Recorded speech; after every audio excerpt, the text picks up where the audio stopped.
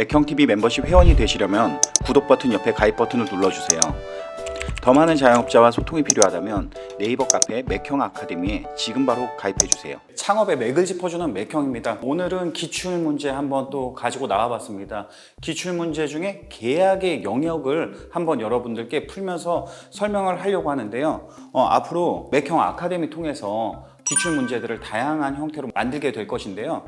계약의 영역, 그리고 브랜드의 영역, 그리고 마케팅의 영역, 상권의 영역, 이런 형태로 좀 다양한 문제들을 만들어서 우리 창수들이 이 문제를 풀면은 쉽고 빠르게 이해를 하고 창업시장에 나오는데 도움을 줄 수 있도록 한번 기획을 해봤습니다. 앞으로 기출문제 풀이반 모집하면 여러분들 꼭 신청 부탁드리겠습니다. 우선은 1교시 계약 영역 1번 문제 풀어볼게요. 자, 좋은 자리에서 이렇게 계약을 하려고 1층 코너, 아주 좋은 자리죠. 핸드폰 대리점을 부동산을 통해서 임대차 계약까지 진행을 하게 되었다고 합니다. 계약 전에 다음 보기 중에 하나를 체크하지 않아서 영업신고를 하지 못하는 상황이 됐답니다. 영업신고 중요한데, 영업신고 못하면 어떻게 되나요? 여러분들 영업을 할 수가 없죠. 그럼 사업자 등록증도 나올 수가 없습니다. 영업신고를 하지 못해서 이런 상황이 나왔는데 어떤 부분 때문에, 어떤 부분을 체크하지 않아서 영업신고를 못하게 되었는지 네 가지 보기 한번 볼까요? 1번 정화조 용량, 2번 미성년자, 3번 위생교육, 4번 보건증. 자, 문제 한번 풀어보세요, 여러분. 이거 의외로 모르는 분들 많습니다. 이런 분들 맥형 아카데미에 오셔서 수강하셔야 됩니다. 자, 일단 계약의 영역이 있기 때문에 창업 전에 준비할 때 매우 도움되는 부분이니까 그 부분 참고하면서 1번 보기 먼저 볼게요.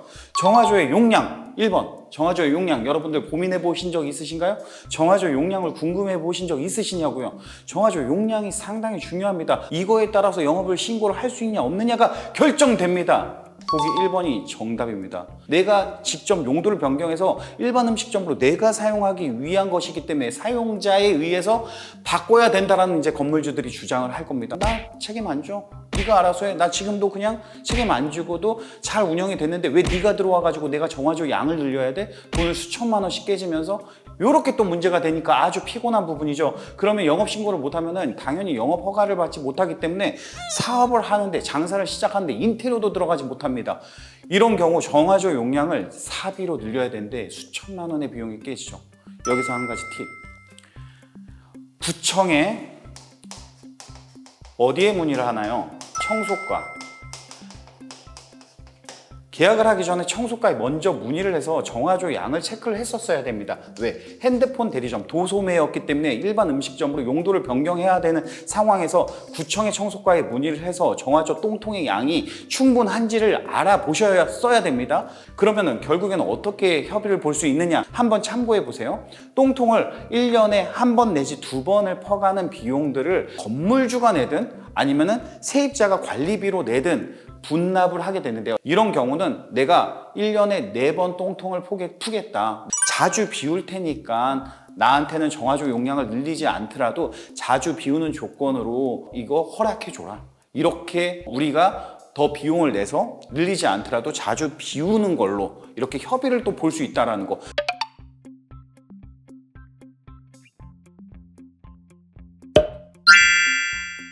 자, 미성년자는 미성년자가 걸린 매장들이 있어요. 영업정지 1개월에서 최대 2개월 내지는 3개월까지 그 사람이 양도양수를 하게 되면은 양도양수 한 사람이 영업정지 처벌을 이어서 승계를 받게 됩니다. 그래서 우리는 계약할 때 어떻게 해야 되냐?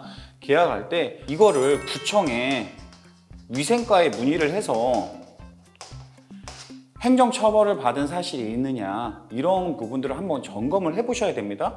점검을 해보시고 계약을 너무 이렇게 급하게 하다 보니까 못했다, 확인을 못했다 그러면은 계약서 특약사항에 미성년자와 같이 행정처벌을 받은 사실 내역이 있다라고 했을 때 이 계약은 취소한다, 해지한다, 배액 배상 없이 무효한다, 전면 무효한다, 이런 특약사항을 달면 좋습니다. 그리고 마찬가지로 위생교육도 사실 받으면 되는 부분입니다. 임대차 계약하는데 전혀 문제가 안 돼요.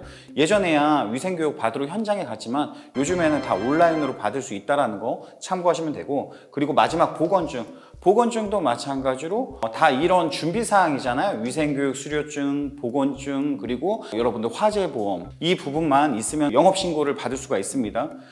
위 보기에서 4개의 사항이 영업신고를 하는데 다 없으면 문제가 되는 부분이지만, 밑에 2번, 3번, 4번은 해결 가능한 부분이라면 1번은 애초에 알아보지 않는다라고 하면은 불가능하거나 해결이 어렵거나 비용이 많이 든다는 거, 이 점 유의해서 여러분들이 이해해 주셨으면 좋겠습니다. 그렇게 해서 일단은 이 1번의 문제의 정답은 정화조 용량입니다.